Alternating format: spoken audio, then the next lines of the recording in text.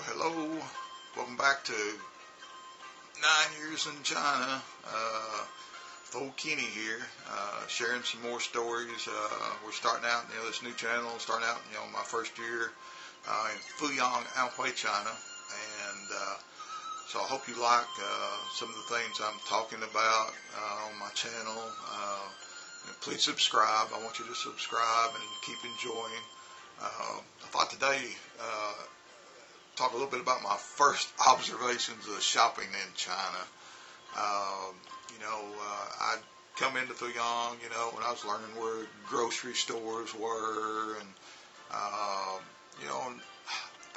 when I came to China, I had 3 suitcases, and there's things I needed to get, and so me and my students were always with me. I'm green to China, and my students wanted to protect me from any bad elements. So they were always with me, and I said, well, I got one pair of shoes, I need to try maybe look around, for some shoes, and I came to China with no jackets, no cold weather, anything. So we started having our little adventures, on my days off or whenever, we didn't have class. And shopping in China is quite an experience. For one thing, shopping is loud. If you walk around the main streets of China, every store's got a boom box going, and girls standing outside, come in, honey, welcome. And I found out real quick, I'm kind of a big guy, but not super big, but big enough for China. And, my shoes are 12, and in China, if you're a 10 and a half, you're getting on that upper end. For a while, the only thing I could find that would fit me were like basketball sneakers, and I like the hiking, walking shoes because I'm always, and it took a little while.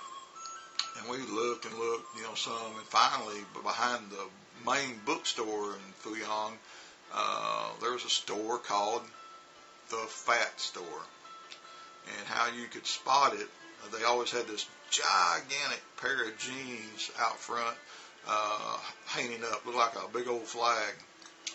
And then you look at their sign before you walk in. Then after you walk in, you see this big old fat guy, I think in one picture he's smoking a pipe, but he's huge.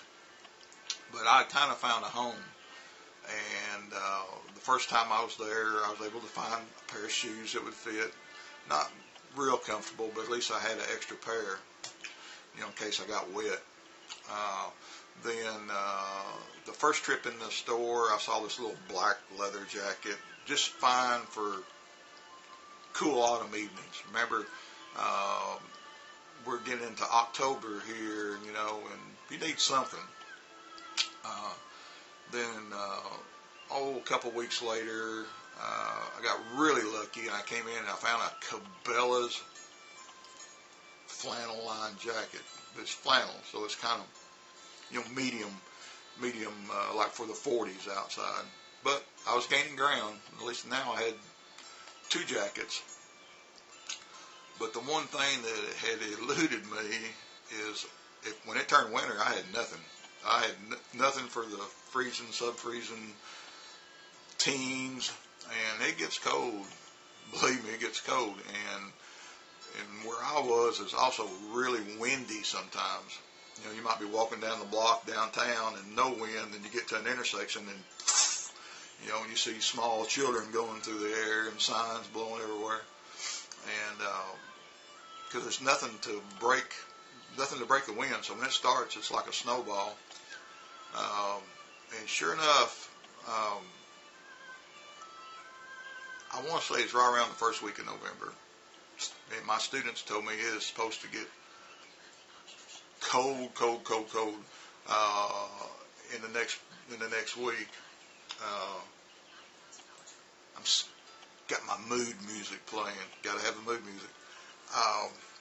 And I told the students, I said, we got to go out and we got to try to find something so keep teacher from freezing to death.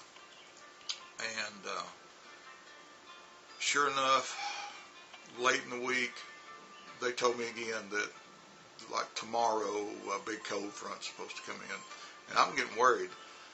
And so we took off and we started going down these little side streets. And in China, a lot of these streets have like your garage door. They just push it open and there you are. And when they close at night, they just shut it and lock it. But it'll be full of stuff. Just if it's a clothing store, shoe store, whatever it is, it's going to be full. But we got to find something that fit me. And we go to like the first place, and my students are asking, well, do you have a jacket for a teacher? Do you have a coat? And they look at me and they go, toss your tie-dye, he's too big. Okay. And we go to the next one, and we're looking at jackets, and then they might say, oh, yeah, Dennis, wait a minute, and I'd try a jacket, and I couldn't even get it on, couldn't begin to get it buttoned, and then they say, no. And I'm already feeling the wind outside. We know it's about to get really, really cold. So we keep going down this little street, and we go to every little shop, and they're all like, too big, he's too big, we don't have anything his size. And we come to one place that these jackets like the army men wear, and it's got these big fuzzy collars, and it's kind of like you see on the TV sometimes. They're long green jackets, and they didn't have anything to fit. Now, they'd have been warm if I could have found one. And we come about to the last shop, and this guy has some jackets. And the first one I tried on, a little too small, and he brought out another one. He said, this is the biggest one. This is the biggest one. And I put it on. Ta-ding! Perfect. Got the big old heavy zipper, and it's kind of a military green in a way, like fatigues. But it's lined. It's got a nice little fuzzy line in it. It's got a hood, and I'm really, really happy because, like I said, tomorrow it's supposed to be cold. And so I bought that jacket for about 400 yen, $60 maybe, something like that. And I'm happy. So I'm ready for winter. And I used that thing for a long time. I bought a Carhartt jacket also when I came back to America once. But anyhow, I was fit for winter, and like I said, shopping in China is quite an adventure. You can find almost anything and at all kinds of prices. And when they see you coming, the foreigner, and when I'm walking in, they're thinking cha-ching, cha-ching, cha-ching, because they all think we're rich. So you have to learn how to deal with that. And that'll be a subject for another video. We'll talk about how to bargain for things in China, and you'll think that's pretty funny. But anyhow, a little story about just getting ready, just normal stuff, getting ready for winter. But anyhow, you have a good day, and don't forget to subscribe to my channel, okay? We'll see you later. Bye-bye.